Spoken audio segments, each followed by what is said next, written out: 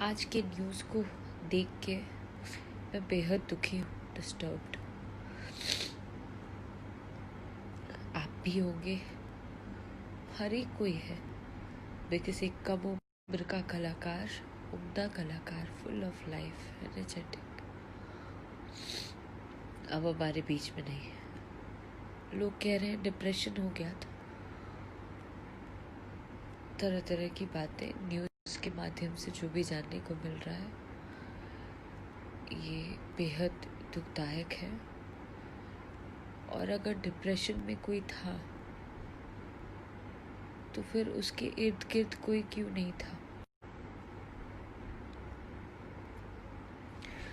हम बैठे बैठे अनुमान नहीं लगा सकते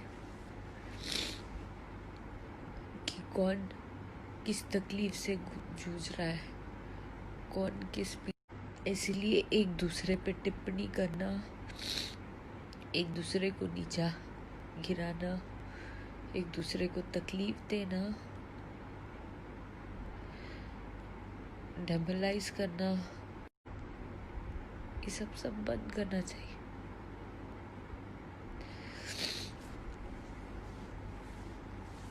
हम सबों को इंसान बनना चाहिए।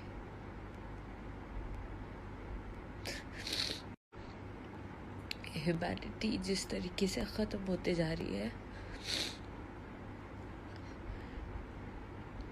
उसे हमें जिंदा रखना चाहिए।